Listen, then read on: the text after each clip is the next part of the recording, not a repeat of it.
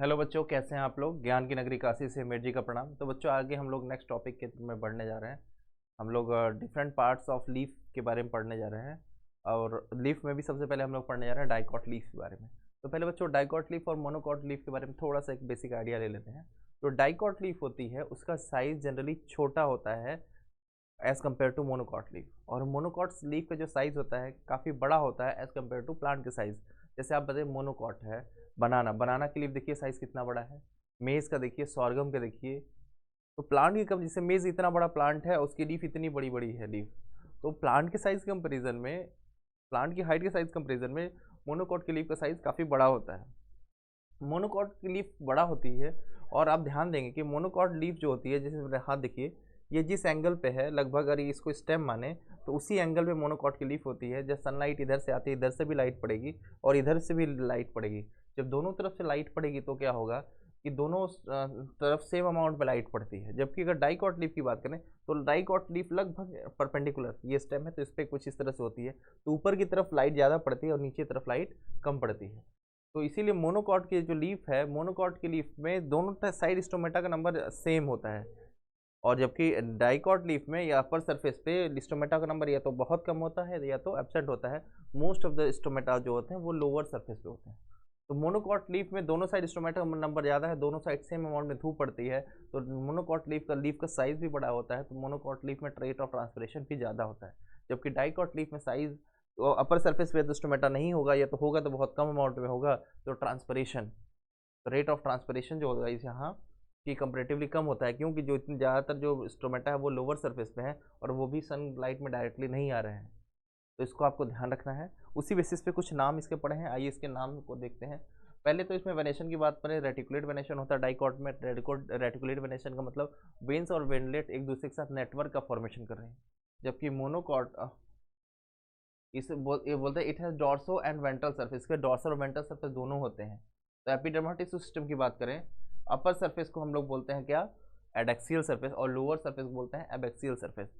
Upper surface abaxial और lower surface adaxial. तो देखिए, अपर सरफेस आपको स्टोमेटा नहीं दिखाई दे रहा है और लोअर सरफेस स्टोमेटा दिखाई दे रहा है। इसमें स्टोमेटा लोअर सरफेस पे होता है।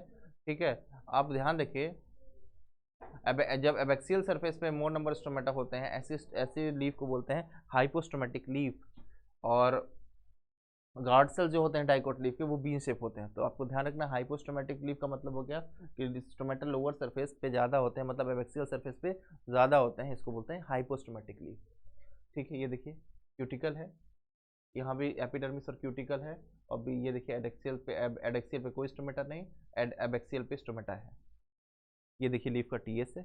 आगे बढ़ते हैं हम लोग। ग्राउंड सिस्टम की इसमें बात करें, इसमें अपर और लोअर सरफेस दोनों सरफेस से मीजोफिल होते हैं। और यहाँ की जो मीजोफिल सेल्स होती हैं ये दो पार्ट में डिवाइड होती है, एक पैलिसेड मीजोफिल और इसकी स्पॉन्जी मीजोफिल्स।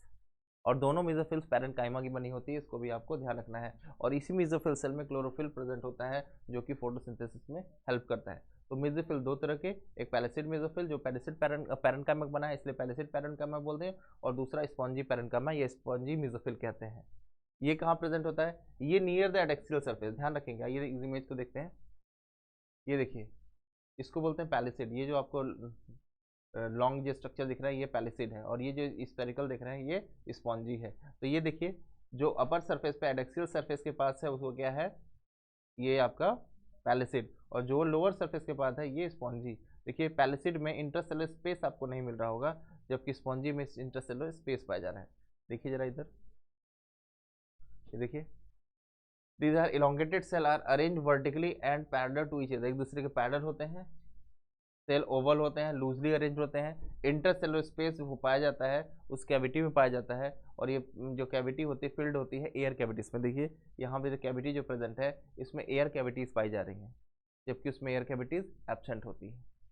ठीक है, देखिए यहाँ यहाँ कोई कैविटीज नहीं पाई जा रही, जबकि यहाँ पे एयर कैविटीज पाई जा रही है। यहाँ पे क्लोरोप्लास्ट का अमाउंट ज़्यादा होता है इसलिए इसका डार्क ग्रीन है, ये क्लोरोप्लास्ट का अमाउंट कम होता है इसलिए इसका कलर लाइट ग्रीन होता है। ठीक है, तो यहाँ पे देखिए, intercellular space filled with air cavities.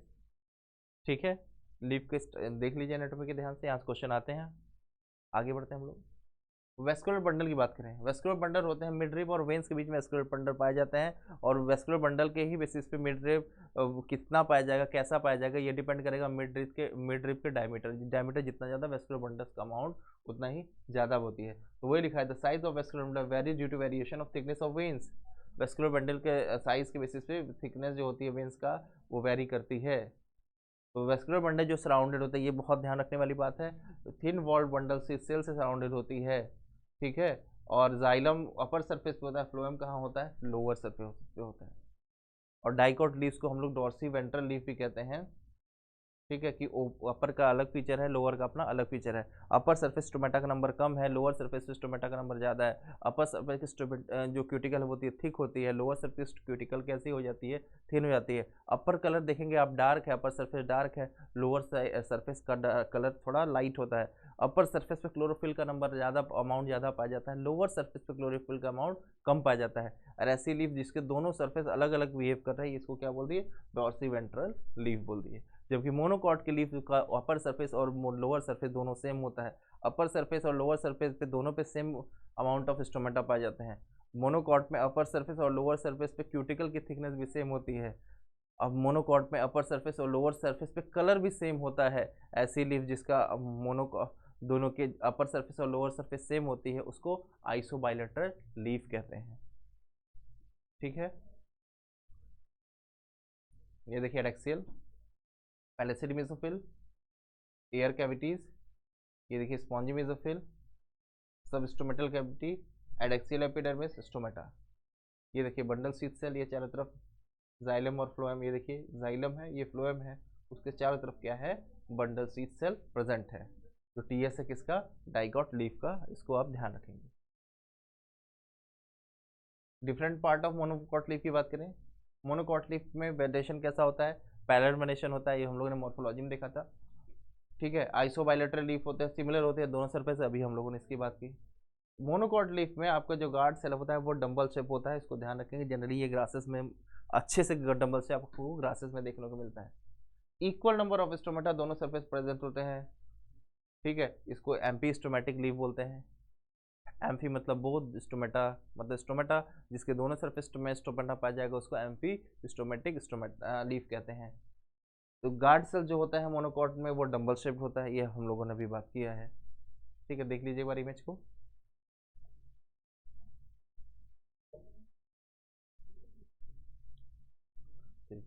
Epidermal tissue system की बात करें, यहाँ पे देखिए बली फॉर्म सेल पाया जाता है, इसको ध्यान रखेंगे। ये क्या होते हैं, ये लार्ज एम्प्टी कलरलेस सेल होते हैं, देखिए लार्ज है, खाली है, कलरलेस सेल प्रेजेंट होते हैं। कहाँ प्रेजेंट होते हैं, एडैक्सियल सरफेस पे होते हैं, जो कि वाटर को एब्जॉर्ब के टर्जिट हो जाते हैं और ये दिखने लगते हैं, इसको बोलते हैं बॉलीफॉर्म सेल। ये बॉलीफॉर्म सेल का काम, इसका दूसरा नाम मोटर सेल भी होता है। और ये क्या करते हैं, इसमें वाटर का अमाउंट घटने या बढ़ने से ये क्या करते हैं, लीफ के सरफेस एरिया घटाते या बढ़ाते हैं। जैसे पानी की कमी हुई तो ये लीफ क्या करते हैं, लीफ के सरफेस को ऐसे मेरे हाथ जैसे मोटर है वैसे मोड़ लेते हैं, इस सरफेस एरिया कम हो जाता है, रेट ऑफ ट्रांसपिरेशन कम हो जाता है, ठीक है। वही लिखा है the help in rolling and unrolling of leaf due to change in variation of turgidity. Leaf में वाटर का अमाउंट कम हुआ, ये तो इस तरह से कॉन्स्ट्रिक्ट हो जाता है, सरफेस एरिया कम हो गया, रेट ऑफ ट्रांसपिरेशन कम हो गया, तो प्लांट के सर्वाइवल के चांसेस बढ़ जाते हैं। जबकि ऐसे ही वाटर में लीफ प्रॉपर आएगी, ये पूरी तरह से खुल जाएगा। तो ये हो गया रोलिंग, और ये क्या हो गया, अनरोलिंग। रोलिंग और अनरोलिंग में किसी कौन हेल्प करेगा, बॉलीफॉर्म सेल, जिसी का दूसरा नाम होता है मोटर सेल, ध्यान रखेंगे। और मीजोफिल सेल एडैक्सियल और एबैक्सियल सरफेस के बीच में आपको देखिए मीजोफिल सेल पाई जाएंगी। मीजोफिल सेल यहाँ पे ध्यान रखिएगा, डाइकॉट में पैलिसिड और स्पंजी मीजोफिल पाए जाते थे, जबकि यहाँ कोई डिफ्रेंशिएशन नहीं है, सारी मीजोफिल एक ही तरह की पाई जाएंगी, आपको ध्यान रखना है। और सब किस में होंगी, पैलिसिड मीजोफिल सेल में होंगी। और इसमें क्लोरेनकाइमा भी पाया जाता है, ये ध्यान रखेंगे। Chlorenchyma is a type of parenchyma, ये मॉडिफाइड पैरेनकाइमा, ठीक है। आप इसके इमेज को देखिए। अब आते हैं वेस्कुलर टिश्यू सिस्टम की बात करें। अब वेस्कुलर टिश्यू सिस्टम की बात करें मोनोकॉट लीफ की, इसमें वेस्कुलर टिश्यू इसमें भी सराउंडेड होते हैं किससे, मीजोफिल सेल से। जाइलम अपर साइड होता है, जबकि फ्लोएम लोअर साइड होता है, देखिए जाइलम अपर साइड और फ्लोएम लोअर साइड होता है। वेस्कुलर बंडल का साइज देखिए, यहाँ कम है, यहाँ कम है, यहाँ ज़्यादा है। जैसे ही वेस्कुलर बंडल का साइज हुआ ज़्यादा, यहाँ देखिए वेन्स का साइज भी क्या हो गया, बड़ा हो गया। तो amount of size of vascular bundle के चेंज होने से वेन्स और वेनलेट्स का साइज भी बढ़ता है। पैरेलल वेनेशन है तो ये एक सामने ऐसे वेन जा रही है, ये भी ऐसे वेन जा रही है, ये भी ऐसे वेन जा रही है, सब एक दूसरे से क्या है, पैरेलल है, और इस वेनेशन को बोलते हैं पैरेलल वेनेशन। ये लीफ, अगर मेरे हाथ को लीफ देख रहे हैं तो लीफ को ऐसे कट करने के बाद स्ट्रक्चर दिखाई दे रहा है, यही वो स्ट्रक्चर, ठीक है। स्टोमेटल, सब स्टोमेटल चैम्बर है, ये देखिए मेसोफिल सेल है, ये एडेक्सियल और ये एबैक्सियल। देखिए एबैक्सियल सरफेस जो लोअर सरफेस है वहाँ भी स्टोमेटा है, एडेक्सियल सरफेस अपर सरफेस यहाँ भी स्टोमेटा पाया जाता है, दोनों सरफेस पे स्टोमेटा पाए जा रहे हैं, आपको ये ध्यान रखना है, ठीक है। अब आते हैं different parts of monocot stem की। ये बच्चों लीफ का पार्ट हो गया है, लीफ के पार्ट के बाद हम लोग पढ़ने जा रहे हैं मोनोकॉट स्टेम की बात करते हैं। स्टेम को थोड़ा सा बच्चों से समझने से पहले स्टेम के बारे में थोड़ा आइडिया ले लें। जो मोनोकॉट स्टेम होता है, डाइकॉट स्टेम होता है, मोनोकॉट स्टेम में जाइलम का नंबर अमाउंट ज़्यादा पाया जाता है, जाइलम फाइबर का अमाउंट ज़्यादा पाया जाता है, जबकि डाइकॉट स्टेम में जाइलम का अमाउंट कम पाया जाता है। रीज़न क्या होता है, इसको लीफ से पहले समझ लेते हैं। जैसे अगर मोनोकॉट लीफ की हम लोगों ने बात किया था, मोनोकॉट की जो लीफ होती है ये कुछ इस एंगल पे है, तो इधर से भी सनलाइट पड़ेगी, इधर से भी सनलाइट पड़ेगी, और लीफ का साइज भी बड़ा है तो सनलाइट ज़्यादा पड़ रही है, लीफ का साइज बड़ा है, सरफेस एरिया ज़्यादा है, तो रेट ऑफ ट्रांसपिरेशन ज़्यादा होता है। जब रेट ऑफ ट्रांसपिरेशन ज़्यादा होता है तो उस केस में प्लांट को वाटर पहुंचाने वाली टिश्यू भी, कंडक्टिंग टिश्यू भी ज़्यादा होना चाहिए, इससे जाइलम फाइबर का नंबर क्या हो जाता है, ज़्यादा हो जाता है। और ध्यान रखेंगे इसीलिए ये कॉन्सेप्ट है बच्चों। और हम लोग डाइकॉट स्टेम और मोनोकॉट स्टेम की जो एनाटॉमी है उसको हम लोग नेक्स्ट लेक्चर में कवर करते हैं। अभी बच्चों इसको रिवाइज कीजिए प्रॉपर्ली, लीफ को रिवाइज करके आगे बढ़ते हैं, नहीं तो अगर एक ही में हम लोग करेंगे तो यहाँ पे कंफ्यूजन क्रिएट हो जाएगा। एनाटॉमी को ध्यान से समझते हुए आगे बढ़िए, ठीक है बच्चों। आज के लिए थैंक यू, मिलते हैं नेक्स्ट क्लास में।